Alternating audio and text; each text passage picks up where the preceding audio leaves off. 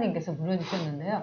참 한국은행하고 이 한국은행의 갈 길을 이렇게 간섭을 안 해야 될 텐데 지금 계속해서 압력을 넣고 있거든요. 예. 이 금리 문제는 어떻게 보세요? 이거 참 중요한 문제인데. 네. 저는 이제 제가 화폐금융 이제 전공하고 네. 이쪽에 이제 많이 관심이 있는데 저는 금리는 예전부터 조금씩이라도 올렸어야 돼요. 그래야 이게 문제가 안 생겼는데 워낙 이 정부뿐만 아니에요. 이명박 정부 때도 그랬고 박근혜 정부 때도 그렇고 이 경제를 살린다는 경기부양책으로 해서 저금리 정책을 계속 써왔거든요. 그런데 우리도 마찬가지고 다른 나라도 마찬가지지만 금리 올려가고 경제가 살아나는 게 아니거든요. 근데 특히 우리나라가 그렇죠. 왜냐하면 이 경제를 쭉 보고 있으면 경제가 계속 쇠퇴하게 됐던 가장 큰 원인이 우리가 이 경제 구조가 좀 잘못되어 있기 때문에 구조 개혁을 했어야 돼요. 근데 그걸 안 하고 단순히 그냥 금리로만 어떻게 하다 보니까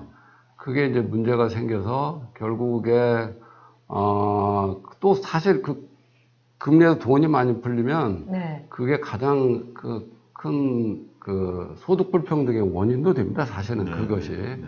그래서 저는 예전부터 자꾸 금리를 조금씩이라도 올리고 경제를 성장시키려면 이 규제 완화를 통한 이 구조 개혁을 해야만 우리 경제가 제대로 안정적으로 성장을 한다 이렇게 계속 주장을 했거든요. 근데 지금 이게 정치적인 문제에 걸렸고 특히 이제 부동산 문제가 이렇게 나오니까 그 전까지는 아무 얘기도 안 하고 있다가 사실 문재인 정부 출범하면서부터 부동산 문제는 상당히 이슈가 됐던 문제거든요. 그래서 이거에 대해서 계속 부동산 문제 대책을 하면서도 금리 문제는 한 번도 언급을 안 했어요. 근데 암묵적으로 그러니까 저금리 정책을 찬성했던 셈이죠. 왜냐하면 대놓고 한국은행 보고 금리를 인하를 하라, 저금리를 유지하라 그런 건 아니지만 이게 계속 암묵적으로 그걸 지지를 했던 거예요. 왜냐하면 경제를 살리기 위해서는 그럴 수밖에 없다고 하다 보니까. 네, 제키키님이 미국보다 금리가 낮으니까 문제 아닌가요? 문제죠. 문제죠. 그렇죠. 그래서 이게 만약에 이런 상태에서 금리 차가 이렇게 커지게 된다고 하면 미국 금리와 우리하고 그러면 아마 외국 자본들이 썰물처럼 빠져나갈 겁니다. 그러면 아까도 얘기한 것처럼 이런 상태에서 이런 경직된 상태에서 그런 문제가 발생하게 되면 엄청난 충격을 받죠. 그래서 저는 금리는 조금씩 올리는 게 맞고 그 다음에 그 문제를 결국 구조개혁을 통해서 해결해야 된다고 생각을 해요. 자, 그 다음에 아까 많은 분들이 지금 이제 우리 기업의 정서, 그 다음에 반기업, 그러면서 아주 기업을 원수처럼, 기업은 무조건 다 더럽고 돈 많은 사람은 다 부도덕하다 이러는데 이래 가지고는 우리나라의 경제에 미래는 없는 거 아닙니까? 앞으로 어떻게 될지 미래에 대해서 많은 분들이 걱정스럽게 질문해 주셨어요, 교수님.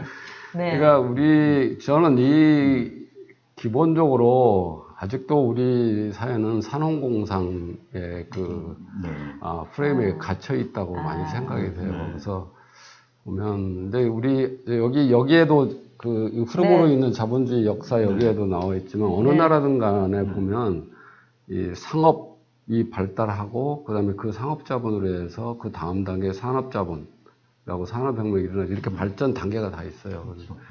그래서 물론 우리가 볼 때는 그 기업들이 문제가 있는 점이 있어요.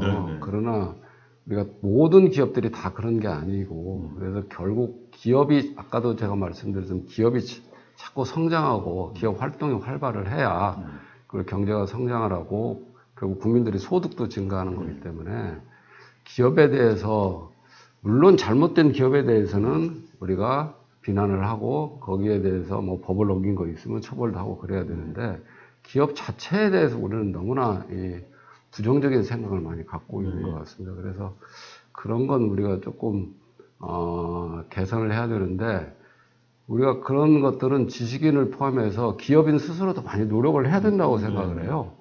그런데 제가 전 의원님께도 지난번에 한번 얘기를 드렸는데 일본에는 그런 역사가 있어요. 이시다 바이건이라는 사람이 에도 시대 때 자기가 아주 그야말로 그 점원으로 들어갔다, 포목전 점원으로 갔다 거기 대표로까지 이제 올라간 사람인데 나중에 그 사람이 이제 그 은퇴를 하고 자기 고향으로 들어가서 이 상업이라는 게 뭐고 상인회도가 뭐라는 걸 이걸 자기 그 고향 사람들한테 이게 강의를 하기 시작합니다. 그래서 그것들이 이제 결국에 일본의 주식시장에 엄청난 영향을 미치죠. 근데 그런 것들이 우리 사회에도 일어나야 되지 않을까 이런 생각이 들거든요. 그래서 저는 일본이 그런 어떤 지적인 이 인프라가 갖춰 있다고 생각이 돼요. 근데 우리는 그게 너무 좀 약하지 않나. 근데 그런 것들이 지식인 그리고 우리 기업인들도 그런 데다 좀 투자를 해야만 이런 게 되지 않을까 그런 생각이 많아요. 이른바 이 보수들 그 자유시장 경제를 지켜야 되는데 제가 보수들의 문제는 뭐라고 생각하십니까? 그냥 아주 솔직하게 우리가 공부 안 하는 게 문제인가요, 교수님?